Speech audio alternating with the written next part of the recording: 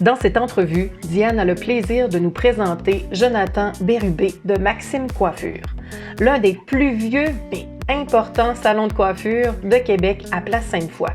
Dans ce cas, il s'agit d'une relève d'un tiers qui n'était pas dans l'entreprise, qui n'était même pas dans le domaine de la coiffure, et aussi les éléments qu'il a trouvés les plus difficiles et comment il a fait pour garder la fidélisation des employés, de l'importance des ressources humaines dans une transaction d'achat et d'acquisition. Bonne écoute. Jonathan Bérubé du Salon Maxime, bonjour et merci. Bonjour Diane. Merci beaucoup d'accepter cette invitation à la nouvelle série Relève réussie. Jonathan Bérubé t'a passé d'avis dans les communications, spécialiste marketing communication. Tu as toujours ton agence d'ailleurs, mais il y a presque 2 ans déjà, tu as décidé d'acheter le salon Maxime à Place Sainte-Foy, un salon le plus ancien, le plus reconnu dans la région de Québec. Qu'est-ce qui a fait que tu as décidé d'acheter un salon de coiffure et ce salon de coiffure? Mon Dieu, moi, comme tu merci beaucoup d'abord. Je suis très content de faire partie de la journée aujourd'hui. C'est vraiment le fun, c'est vraiment intéressant. La première raison pourquoi, en fait, on a acquis, c'est une opportunité. C'est vraiment une opportunité qui s'est présentée à nous. Initialement, j'étais l'agence de communication du Salon Maxime. Mon conjoint travaille là depuis 23 ans, 24 ans, donc depuis 1997. Le propriétaire me dit, je t'avance. Je dis, OK, oui, ça peut être peut-être intéressant. Puis, je suis un entrepreneur. Ça, c'est clair pour moi. Ça faisait plusieurs années que j'étais à la recherche d'une opportunité, de quelque chose de pouvoir me renouveler, pour pouvoir me dépasser. Parce que mes objectifs, c'était vraiment, en fait, je savais que je voulais rester dans l'univers du service. J'étais intéressé à me développer dans le commerce aussi du détail, le commerce, pas le commerce de détail, mais la distribution, c'est un peu le commerce de détail, c'est un domaine-là. Je voulais avoir une entreprise qui dépasse l'entrepreneur. Parce que quand on a une agence de communication, on peut avoir un nom qu'on veut de l'agence, mais c'est souvent les gens. C'est les gens qui font toute la différence. Et quand on a acquis le Salon Maxime, puis moi, par l'histoire que je connais du Salon Maxime, le Salon Maxime, c'est, oui, les coiffeurs, c'est des gens extraordinaires, mais au-delà des coiffeurs, c'est un salon extraordinaire. Il y a une notoriété, il est reconnu. Il est reconnu partout. Je vais faire une petite anecdote. Quand j'étais jeune, je viens du Bas-Saint-Laurent et à Saint-Pascal-de-Kamouraska, j'entendais même quand j'étais jeune, j'avais 10 ans, des gens dire « Moi, je vais me faire coiffer au Salon Maxime ». Je ne savais pas c'était quoi à l'époque, mais aujourd'hui, je comprends encore plus c'est quoi. Alors, c'est tout ça, l'opportunité vraiment d'être au service d'eux parce que ça fait partie de moi, de faire du service à la clientèle, c'est un de mes talents et d'avoir une entreprise qui dépasse l'entrepreneur, qui soit plus grande encore que l'entrepreneur. Et qu'est-ce qui a fait que tu as choisi d'acheter une entreprise déjà existante? Tu avais déjà parti d'autres entreprises. Pourquoi on achète une entreprise déjà existante? On achète une entreprise on achète une histoire. Oui. On achète une histoire. Tu sais, on pourrait dire qu'on achète un chiffre d'affaires, on achète des gens, entre guillemets, même si j'aime pas ça, mais on achète des CV, j'aime mieux l'expression, on achète des CV, on engage des gens, on prend une entreprise mais on achète une histoire. C'est une histoire qu'on achète. Alors, l'histoire peut être bonne ou mauvaise, mais à la base de Maxime, elle est excellente. Elle a eu des années, comme n'importe quelle entreprise où ça a été plus difficile, mais l'histoire de Maxime est une magnifique histoire. Donc, c'est ce qu'on achète, c'est ce qu'on acquiert, puis c'est là-dedans qu'on s'inscrit aussi. C'est vraiment ça. Ouais. Alors, il y avait un entrepreneur qui était prêt à vendre et qui voulait quitter, qui était prêt à quitter également, c'est ça. Comment s'est passé le transfert? Qu'est-ce que tu avais sur le radar qui était important pour toi?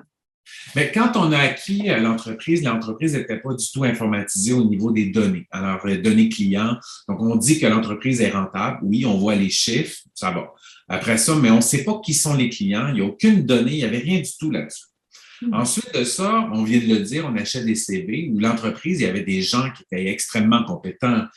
L'histoire que dans cette entreprise-là, c'est incroyable. Là. Des vedettes chez Maxime. Il y a des vedettes, mais tout tous sont vedettes à leur image en fonction de leur personnalité, mais l'ancienneté qu'il y a au salon. Oui. Je pense à Yvan qui a 52 ans d'ancienneté. Je pense à Elena qui a 45 ans, 25 ans pour Nathalie, pour Alan, pour Jonathan, Karine, 30 ans. C'est des années. Au total, là, c'est 350 ans d'expérience qu'il y a dans cette boîte-là.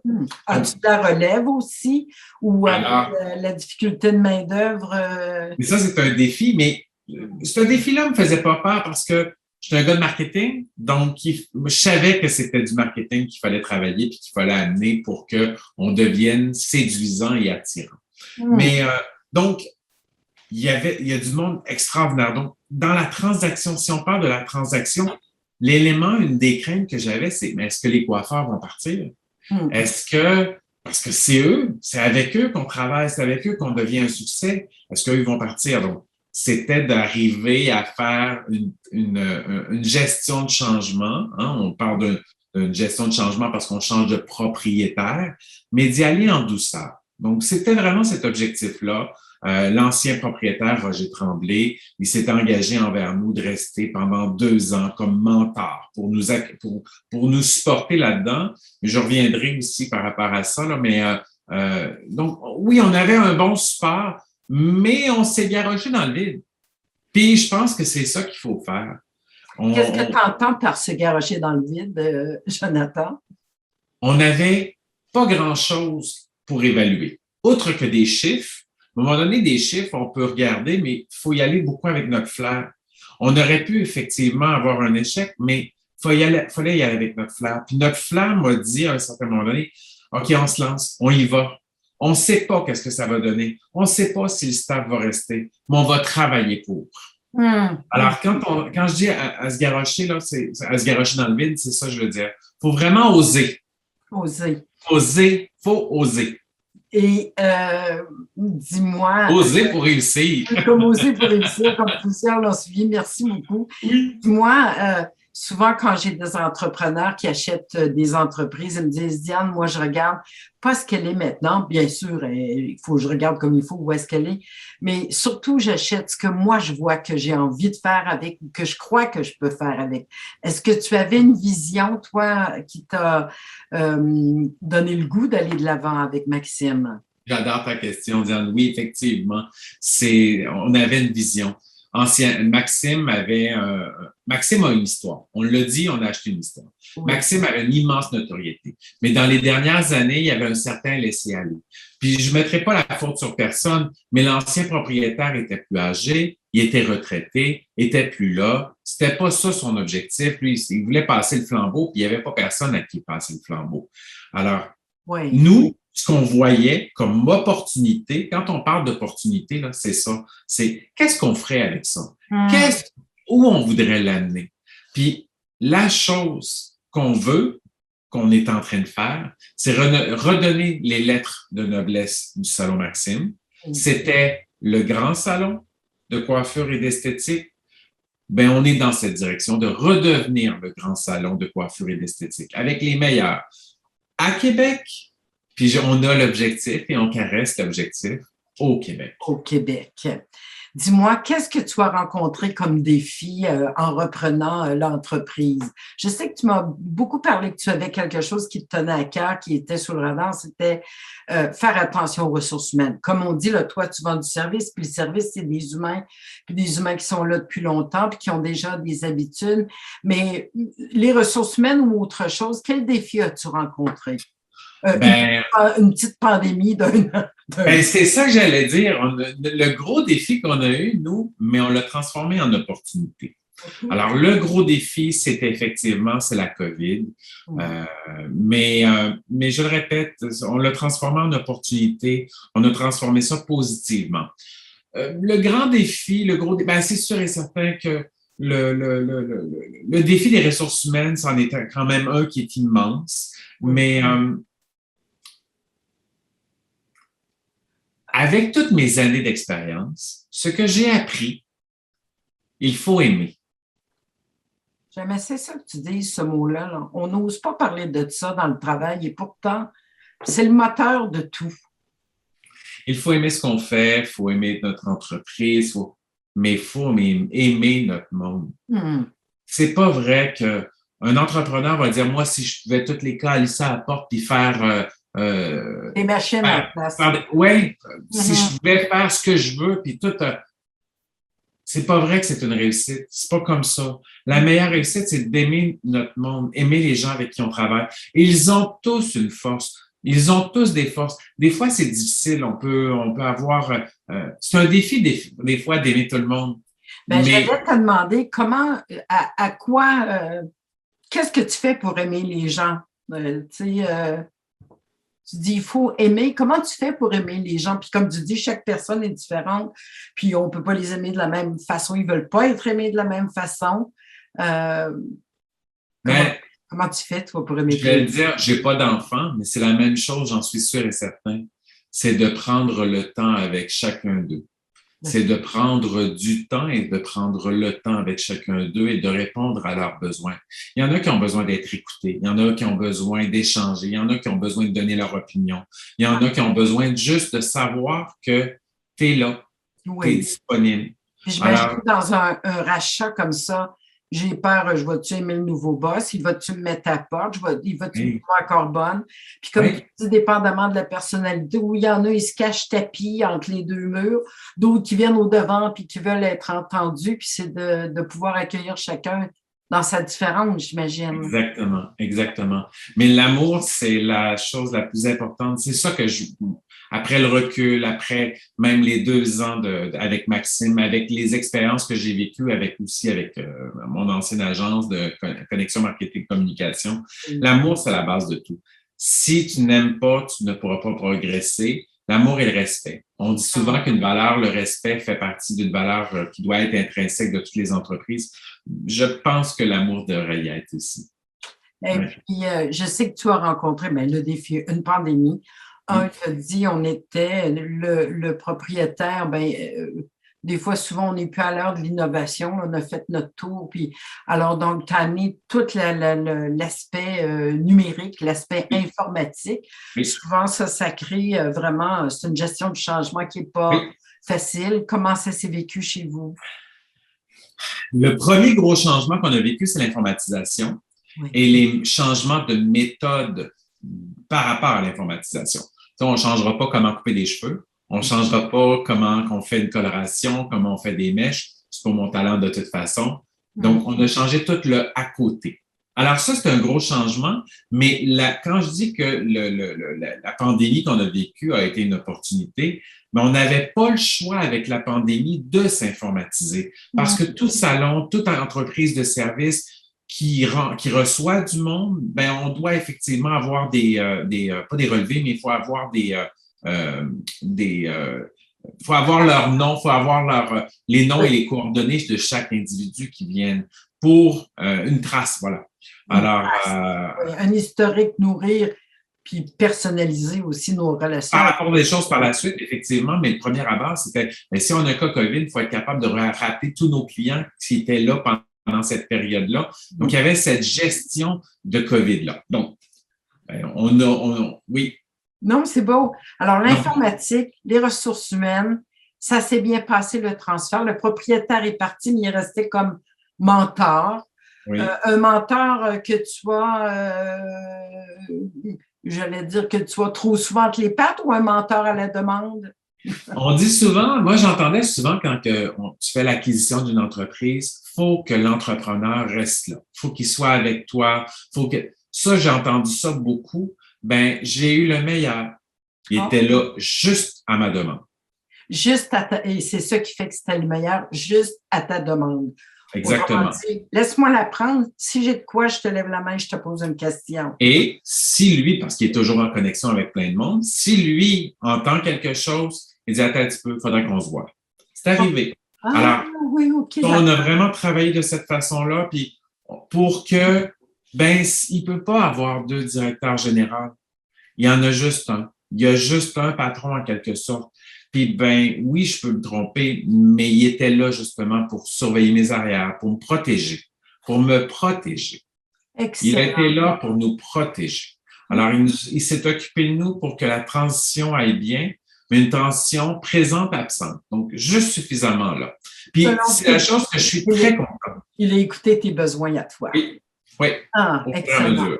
Ça, c'est ce que tu appelles avoir le meilleur mentor. Oui. C'est, tu me l'as vendu, donne-moi les clés, reste pas loin, je t'appelle à demande. Ou si tu entends quelque chose que tu penses que je devrais recadrer, Exactement, tu m'appelles. exactement. Ah, c'est excellent ça, parce que souvent les cédants, tu sais, j'accompagne aussi beaucoup les gens qui cèdent, puis ça, c'est difficile de partir, de laisser. Qu'est-ce que tu as fait pour le rassurer? C'était quelqu'un de confiant ou tu as fait quelque chose? C'était quelqu'un de confiant. C'était quelqu'un Puis de confiant. lors de mes gros changements ou lors des grosses étapes, il était présent. Il était Il était présent pour nous, mais en même temps pour rassurer l'équipe, pour dire oui, ils sont bons, ils sont corrects, ils font la bonne chose, c'est comme ça. Moi, j'ai pas le courage, j'avais pas l'énergie, mais eux autres le font. C'est ça qu'il fallait qu'il soit fait. Il y a quelque chose qui, dans mon oreille, tu dis, il était là pour nous. C'est intéressant parce que souvent dans un transfert, j'entends le vendeur, il était là pour moi si j'avais besoin, mais toi, tu utilises le nous. C'est intéressant. Oui. C'est qui ce nous-là? L'équipe. Ah, OK. Tu le files déjà. Oui. Déjà. Ouais, c'est pour nous tous, hein. C'est vraiment pour nous tous parce que Ah. une entreprise, il y a un leader, Oui. quelqu'un qui est là pour donner une direction, mais une entreprise, c'est pas juste une seule personne, c'est une équipe. Est-ce Donc, qu'il y a encore le droit de venir, de se promener dans le salon et de parler oui. à quoi faire? Jamais je pourrais y enlever ce droit-là. Jamais je vais y enlever ce droit-là. Je pense qu'il fait partie de l'histoire que j'ai achetée. C'est un plus pour tout le monde, c'est pas une menace pour toi. Non, absolument pas. C'est pas du tout une menace. Non, loin de là. Non, je pense que c'est même, non, il faut être très confortable. Il fait partie de l'histoire. Est-ce qu'il y a un aspect qui a été plus difficile? Un aspect plus difficile, Bien, plus difficile qu'une pandémie, c'est difficile. Mettons qu'on la met de côté, celle-là, elle est spéciale. Finances, ressources d'arriver, informatiques, le type d'entreprise, la clientèle. Moi, je dis que la chose la plus difficile, c'est les ressources humaines, effectivement, c'est un dossier qui est extrêmement difficile, surtout avec la pénurie de main-d'œuvre qu'on vit. Oui. On la vit là. On est vraiment en plein dedans. Donc, oui, c'est un élément difficile. Est-ce que c'est difficile? Oui, mais il faut se relever les manches. Ça fait partie de la vie. Maintenant, comment j'affronte ça? On est une équipe, on est ensemble, on travaille tout le monde ensemble. S'il nous manque quelqu'un, on va serrer les coudes encore plus, nous qui sommes ensemble, puis on va faire le travail, puis on va réussir. Alors, mais sinon, qu'est-ce qui est plus... Oui, qu'est-ce qui a été dans le transfert le plus difficile ou dans la reprise de l'entreprise?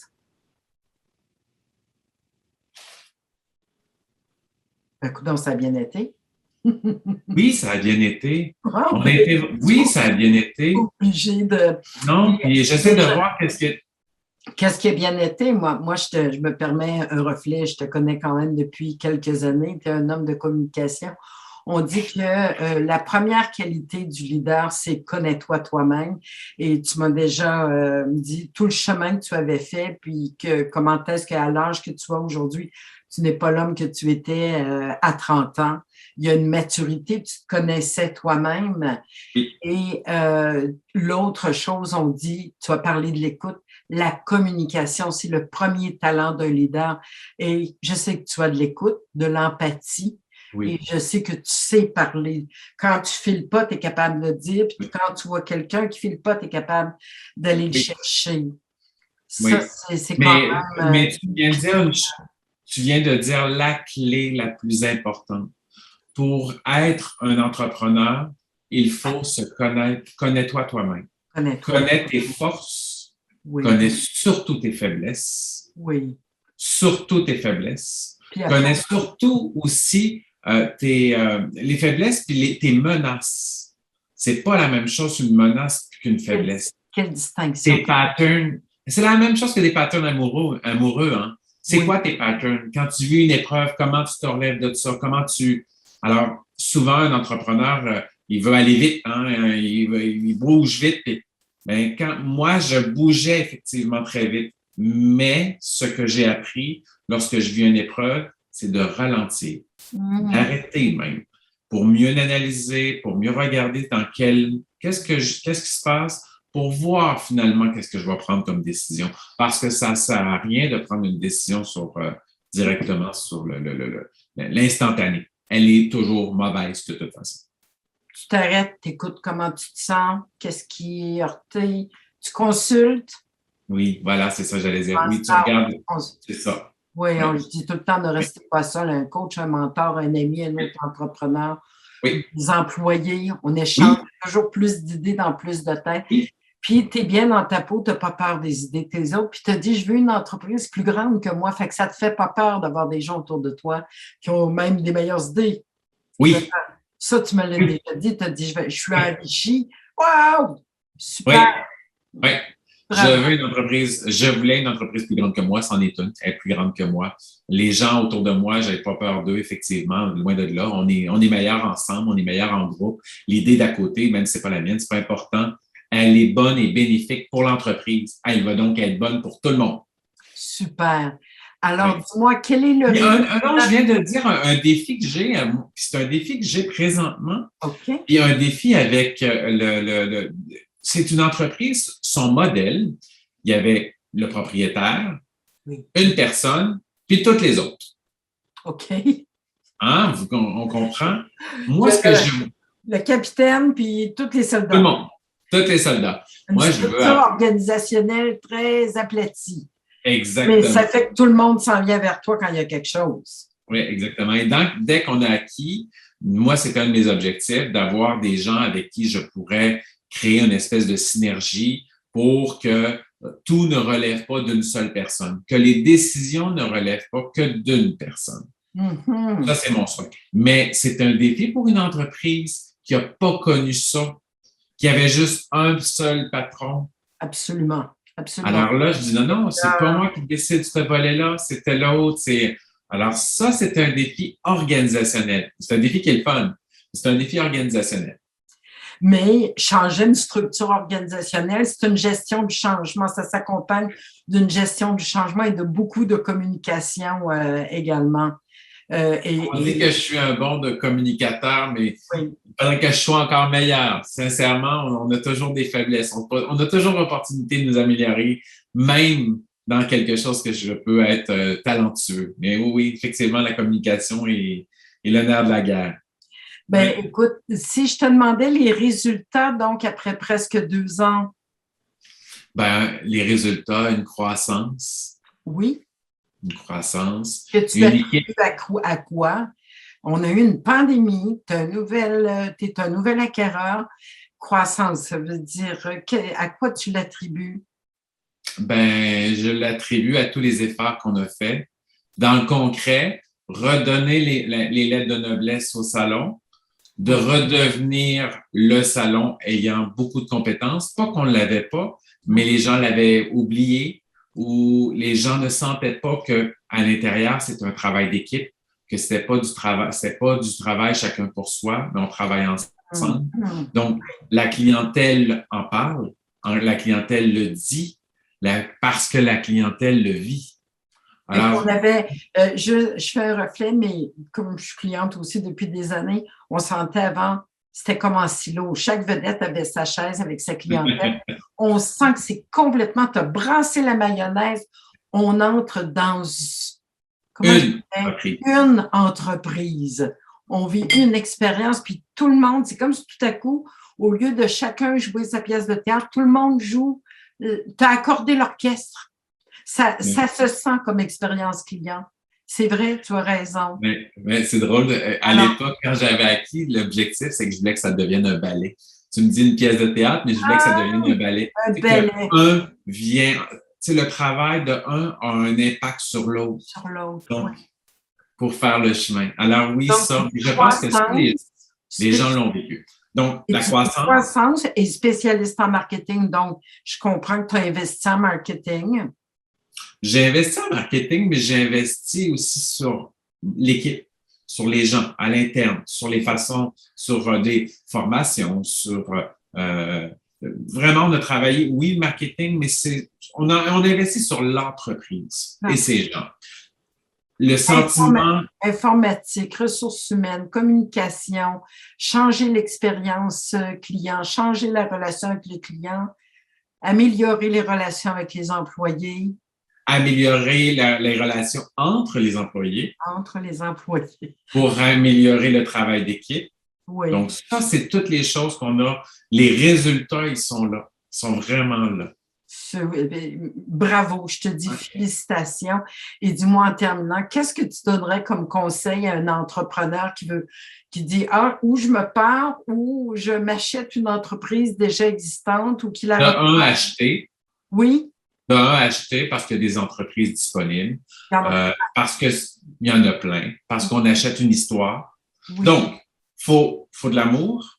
Oui. Faut aimer l'histoire, faut aimer l'histoire de l'entreprise, faut aimer les gens qui sont dedans. Connais-toi toi-même. Connais-toi. Oui. Sais où sont tes forces et sais bien t'entourer là où sont tes faiblesses, là où sont tes menaces. Excellent. Puis, aie de la passion. De la passion. De la passion, une vie. Alors, on a dit de la passion. On a dit une vision. On a dit accepter d'être bien entouré, de ne pas rester seul. Il ne faut pas rester seul. D'écouter les autres, oui. De prendre le temps de réfléchir, puis de communiquer avec soi-même, puis avec tout le monde. Exactement. Oui. Alors, qu'est-ce que je te souhaite pour la suite, Jonathan? J'oserais dire de la continuité. Oui. Puis des ressources humaines, comme tout le monde s'en cherche. Oui, qu'on souhaite des ressources humaines. Mais la continuité du bonheur. Moi, je souhaite continuer d'être heureux, continuer d'être bien là, de savoir que je suis toujours sur mon X. C'est ce que je me souhaite. J'aime ça que tu termines avec ça. Tu sais, quand je dis la mission de VigiCoaching, c'est d'aider les entrepreneurs à se développer une entreprise pour sa vie de rêve et non pas se péter les veines pour leur entreprise. Puis toi, c'est vraiment ce que tu as fait. Tu as développé une entreprise. J'entends que tu veux encore plus de temps. Ça va être le prochain défi. C'est le prochain défi. On va y arriver. On va y arriver. Écoute, avec déjà tout ce que tu as fait, bravo pour le beau succès, bravo pour ce beau transfert. Surtout, merci pour ce beau témoignage, Jonathan. Alors, merci pour ton accompagnement aussi. Merci beaucoup pour ton accompagnement, sincèrement. Alors, à tout le monde, si vous cherchez un bon salon ou un entrepreneur qui a déjà fait le transfert, je sais que vous auriez un excellent mentor avec Jonathan. Je te remercie puis je te souhaite une belle fin de journée. Un grand plaisir, Diane. Merci beaucoup. À la prochaine. À bientôt. Vous êtes en processus de préparer votre relève, en train de vendre ou en train d'acheter, ou bien de passer le témoin, vous aimeriez être accompagné dans cette étape importante de votre vie? Prenez rendez-vous avec Diane Lépine, présidente de VigiCoaching, pour partager et voir quels pourraient être les éléments significatifs pour mieux vivre cette étape avec harmonie pour tous les parties.